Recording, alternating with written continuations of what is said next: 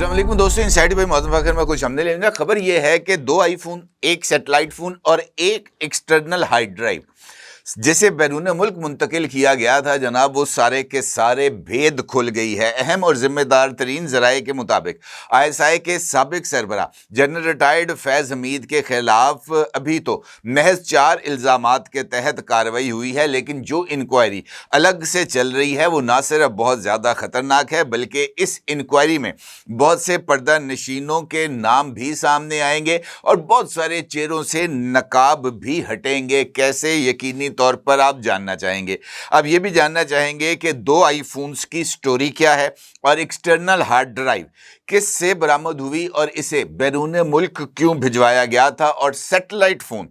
किसके ज़ेरे इस्तेमाल था और कैसे बरामद हुआ, और उस सैटेलाइट फ़ोन और ये जो तमाम बरामदगियां हैं ये किस तरीके से जनरल फैज़ हमीद के जो दीगर एसोसिएट्स हैं उनके खिलाफ जो शिकंजा है वो कसने का सबब बनेंगे। अहम सूरत हाल है, इसकी जो तफसीलात हैं वो आपके साथ शेयर करता हूँ, लेकिन उससे पहले चंद और डेवलपमेंट्स का आपके साथ जिक्र करना बहुत ही ज़्यादा ज़रूरी है, जो कि इसी केस के साथ रिलेट होती हैं। अहम बात यह है कि मिलिट्री कोर्ट से यानी फील्ड जनरल कोर्ट मार्शल का फैसला सामने आने के बाद अब जनरल फैज़ हमीद को मिलिट्री की कस्टडी में नहीं रखा जाएगा, बल्कि जनरल फैज़ हमीद को अडयाला जेल मुंतकिल कर दिया जाएगा। और वो कहते हैं ना कि अंदलीब मिल के करें आहुजारियाँ, तो मुझे ऐसे लगता है कि ये आहुजारियाँ अब अडयाला जेल से ही बुलंद होंगी, जहाँ पर इमरान खान साहब भी मौजूद होंगे और जनाब जनरल फैज़ हमीद साहब भी वहाँ पर मौजूद होंगे। और जनरल फैज़ हमीद मुमकिन तौर पर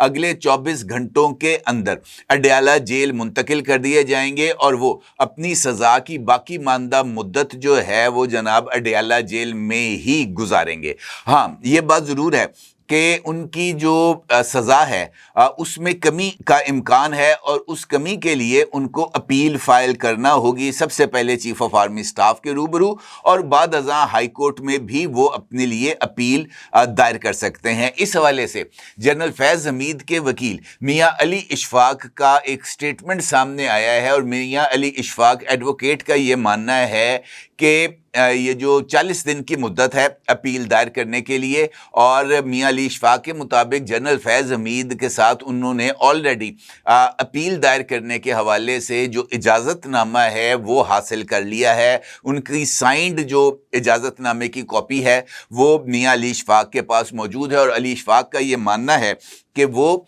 ये जो मिलिट्री कोर्ट का फैसला है इसकी अटेस्टेड कॉपी को हासिल करने के लिए जो दरख्वास्त है वो आज ही जमा करा रहे हैं। और इस दरख्वास्त के जमा होने के बाद ये जो वजूहात हैं कि किन वजूहात की बुनियाद पर जनरल फैज़ हमीद को 14 साल की सज़ा सुनाई गई है, वो तमाम वजूहात उस फैसले के अंदर लिखी होंगी कि ये इल्ज़ाम है और इस इल्ज़ाम के तहत जो सज़ा है उसको सुनाने की ये वजूहात हैं। तो जैसे ही वो तफसीली फ़ैसला मियां अली इशफाक के मुताबिक उनको मौसूल हो जाएगा, उसके फौरी बाद अपील दायर कर दी जाएगी। अपील पहले मरहले में army chief field marshal Syed Asim Munir के रूबरू दायर की जाएगी और उनकी तरफ से अपील को एक्सेप्ट या रिजेक्ट करने के बाद अगला मरहला देखा जाएगा और मुमकिन तौर पर जो जनरल फैज़ हमीद साहब हैं उनकी ये जो अपील है वो इस्लामाबाद हाई कोर्ट के अंदर ही दायर की जाएगी और फिर इस्लामाबाद हाई कोर्ट इस केस का फैसला करेगा। अगर आप गौर करें तो हालिया दिनों के अंदर बहुत सारी ऐसी चीज़ें सामने आई हैं जो इस बात की तरफ इशारा कर रही थी कि ये मामला जिसको हम इतना ज़्यादा सीरियस समझ रहे थे वो उससे ज़्यादा सीरियस निकला है, ख़ास तौर पर 9 मई के वाक़यात के हवाले से। कुछ इतलात इस तरह की भी हैं कि जनरल फैज़ हमीद ने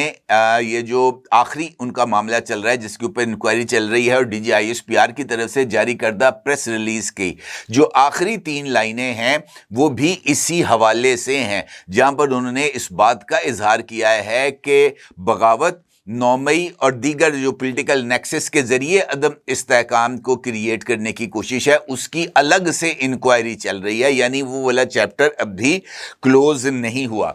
ज़राए ने इस बात का इंकशाफ किया है कि जनरल फैज़ हमीद 9 मई के शवाहिद और जो गवाही है وہ دینے جا رہے ہیں عمران خان صاحب اور بشرا بی بی صاحبہ کے خلاف. اور یہ جو چیزیں جن کا میں نے آپ کے ساتھ گفتگو کے آغاز میں ذکر کیا تھا وہ بھی اسی پولیٹیکل نیکسس کے حوالے سے ہے. اس کی میں تفصیلات آپ کے ساتھ آگے چل کے شیئر کروں گا.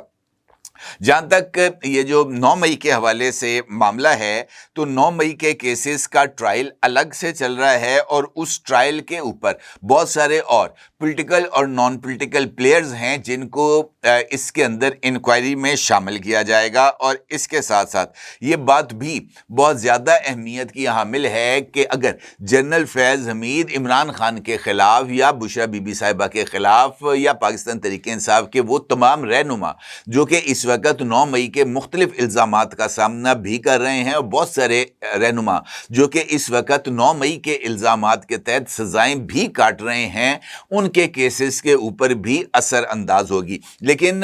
مجھے ایسے لگتا ہے کہ جنرل فیض حمید اگر گواہی دے بھی دیں گے عمران خان کے خلاف تب بھی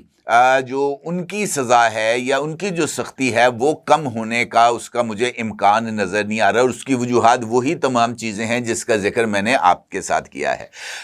جنرل فیض حمید صاحب آپ کو معلوم ہے کہ وہ D G I S I کے عہدے پر رہے ہیں اور D G I S I کے عہدے پر ہوتے ہوئے یقینی طور پر ان کے پاس بہت ساری چیزوں کی جو دسترس تھی وہ موجود تھی. اور اس سے پہلے چونکہ وہ ڈی جی سی کے عہدے پر بھی کام کر چکے ہیں یعنی وہ کاؤنٹر ٹیررزم کے جو شعبہ ہے اس سے بھی وابستہ رہ چکے ہیں, کاؤنٹر انٹیلیجنس بھی ان کے پاس رہی ہے. تو وہ ان کے پاس بہت ساری ایسی چیزیں ہیں, نیکسس ہے جو وہ اپنے استعمال میں لا رہے تھے. اور یہ بات بھی اہم ہے کہ جو تعلق ہے جنرل فیض حمید کا جنرل قمر جاوید باجوہ صاحب کے ساتھ وہ بھی بہت زیادہ گہرا رہا ہے. اور جنرل باجوہ نے آرمی چیف بننے کے بعد جنرل فیض حمید صاحب کو خصوصی طور پر ڈی جی سی اپوائنٹ کیا تھا اور اس کے بعد جب ان کو لیفٹیننٹ جنرل پروموٹ کیا گیا تھا پھر یہ کم از کم 2 مہینے کے لیے ان کو جی ایچ کیو میں تعینات کیا گیا اور پھر اس کے بعد ان کو D G I S I کے طور پر جو ہے وہ تعینات کیا گیا تھا اور وہ 2 سال اس عہدے پر انہوں نے کام کیا تھا. کہنے کا مطلب یہ ہے کہ یہ جو مختلف چیزیں ہیں وہ D G I S I کے پاس موجود ہوتی ہیں, خاص طور پر انفارمیشن اور اس کے ساتھ ساتھ ریکارڈ. جو طریقہ کار ہے اس کے مطابق آؤٹ گوئنگ جو ڈی جی آئی ہے وہ آنے والے ڈی جی آئی کے ساتھ سارے کا سارا ریکارڈ کو شیئر کرتا ہے اور پھر اس کے بعد ایک ڈی بریفنگ کا سیشن ہوتا ہے اور اس کے بعد جو بریفنگ ہے وہ نئے ڈی جی آئی کو دی جاتی ہے اور جنرل صاحب دوبارہ اپنے جو بھی کام ہوتے ہیں اس پر جا کر لگ جاتے ہیں. اطلاعات یہ تھیں کہ جنرل فیض حمید صاحب نے جس وقت اپنے عہدے کا چارج چھوڑا تو وہ بہت ساری انفارمیشن جو کہ مختلف آپریشنز خاص طور پر پولیٹیکل آپریشنز یا جو بھی چیزیں چل رہی ہوتی تھیں وہاں پر وہ اس کا سارا ریکارڈ اپنے ساتھ لے گئے تھے. اس ریکارڈ کو انہوں نے ایک ایکسٹرنل ہارڈ ڈرائیو میں سیو کیا تھا اور وہ ایکسٹرنل ہارڈ ڈرائیو انہوں نے اپنے کسی جاننے والے کے ذریعے بیرون ملک منتقل کرتی تھی. جس وقت ٹاپ سٹی کیس کا چل رہا تھا معاملہ سپریم کورٹ آف پاکستان میں جسٹس قاضی فائز عیسیٰ کے روبرو, اس وقت یہ جو ان کو جب حراست میں لیا گیا تھا, تحویل میں لیا گیا تھا فوج کی طرف سے, تو ان کی جو رہائش گاہ تھی چکوال میں لطیف آل کے علاقے میں, وہاں پر ان کی رہائش گاہ کے اوپر ایک ریڈ بھی کی گئی تھی. اس ریڈ کے دوران جنرل فیض حمید صاحب کے جو خفیہ مقامات انہوں نے بنائے ہوئے تھے اپنے فارم ہاؤس پہ, وہاں سے یہ جو کچھ آئی فونز یعنی 2 آئی فونز اور اس کے ساتھ ساتھ چند یو ایس بی ڈرائیوز بھی ملی تھیں. سورسز نے اس بات کا انکشاف کیا ہے کہ ان 2 آئی فونز میں سے ایک آئی فون عمران خان کا تھا اور یہ وہی آئی فون تھا جس کو مبینہ طور پر شہباز گل نے چوری کر کے جنرل فیض حمید کو دیا تھا. اور ماضی کے اندر عمران خان کے آئی فون کی گمشدگی کے حوالے سے خبریں منظر عام پر بھی آ چکی ہیں اور یہ الزام شہباز گل صاحب پر 1 سے زائد مرتبہ سامنے آ چکا ہے کہ جناب انہوں نے عمران خان کا جو موبائل فون تھا اس کو نہ صرف چوری کیا تھا بلکہ چوری کر کے انہوں نے جنرل فیض حمید صاحب کے حوالے کیا تھا. وہ والا آئی فون بھی جو کہ عمران خان کا آئی فون بھی ہے اور فل آف ایویڈنسز بھی ہے, اس کے اندر بڑی واٹس ایپ چیٹس بھی موجود ہوں گی. یقینی طور پر عمران خان کو تو واٹس ایپ چیٹس کرنے کا بہت زیادہ شوق تھا. وہ تو اپنی کئی جو فیمیل کولیگس تھیں ان کو بھی یہ جو ہے چیٹس وغیرہ ان کے ساتھ بھی کرتے رہے ہیں, تو وہ ان کے پاس اس حوالے سے جو ایکسیس تھی وہ موجود تھی. اور چونکہ شہباز گل چیف آف سٹاف تھے عمران خان کے, تو عمران خان کے جو فونز ہیں وہ عمومی طور پر شہباز گل صاحب ان کے پاس ہی رہتے تھے, لہٰذا ان کے فون کے جو کوڈز تھے اس سے بھی شہباز گل بخوبی آگاہ تھے. تو کہنے کا مطلب یہ ہے کہ وہ فون ان کی طرف سے برآمد ہوئے اور ان فونز کی جو فرانزک ایویڈنسز ہیں اس کو بھی حاصل کیا گیا ہے, اور جو اس کا جو نیکسس ہے, جو تانے بانے ہیں وہ جوڑے گئے ہیں, اور اس بات کے کافی شواہد ملے ہیں کہ عمران خان صاحب اور جنرل فیض حمید صاحب ان کا آپس کے اندر یہ جو 9 مئی کے واقعات میں کسی نہ کسی جگہ کا پر جو تال میل تھا وہ موجود تھا. اور یقینی طور پر عمران خان صاحب جنرل فیض حمید صاحب کو آرمی چیف کے عہدے پر فائز کرنا چاہتے تھے, اور جنرل فیض حمید خود بھی آرمی چیف بننا چاہتے تھے. بلکہ ابھی ریسنٹلی میں نے کسی کا ایک ٹویٹ بھی دیکھا ہے جس میں انہوں نے اس بات کا انکشاف کیا تھا کہ جب وہ کور کمانڈر پشاور تھے اس وقت انہوں نے لنڈن میں نواز شریف سے رابطہ کیا تھا, اور نواز شریف کو اس بات کا یقین دلایا تھا کہ وہ آرمی چیف بن کے ان کا اچھا بچہ بن کے رہیں گے, اور عمران خان کو بنایا بھی انہوں نے ہے اور عمران خان کو گرائیں گے بھی وہ خود ہی. انہوں نے اس طرح کی کوئی یقین دہانی لندن میں موجود نواز شریف صاحب کو بھی کرائی تھی, لیکن نواز شریف نے ان کی یقین دہانیوں کے اوپر کان دھرنے سے مکمل طور پر ہی لا تعلقی کا اظہار کیا تھا, جس کے بعد جنرل عاصم منیر صاحب کو جو اس وقت لیفٹیننٹ جنرل تھے ان کو 4 اسٹار جنرل بنا کر آرمی چیف کے عہدے پر پروموٹ کیا گیا تھا. کہنے کا مطلب یہ ہے کہ یہ جو تمام چیزیں ہیں یہ مسلسل انفارمیشن بھی تھی اور ایویڈنس بھی ہے, یہ دونوں چیزیں ایک ساتھ چل رہی ہیں. اور D G I S P R کی جو پریس کانفرنس تھی وہ انفیکٹ اس بات کی طرف واضح طور پر اشارہ تھا کہ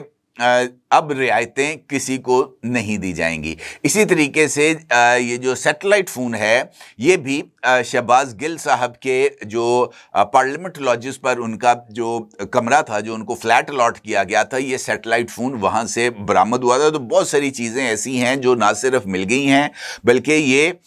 آگے بڑھیں گی, اور جو انکوائری چل رہی ہے اس میں ممکنہ طور پر پاکستان تحریک انصاف کے بانی چیئرمین عمران خان سمیت اچھے خاصے قداور رہنماؤں کے ساتھ ساتھ مختلف ادارے, خاص طور پر عدلیہ سے تعلق رکھنے والی چند شخصیات بھی اس کے دائرے میں آئیں گی, اور آنے والے دنوں میں اس حوالے سے کچھ زیادہ ہمیں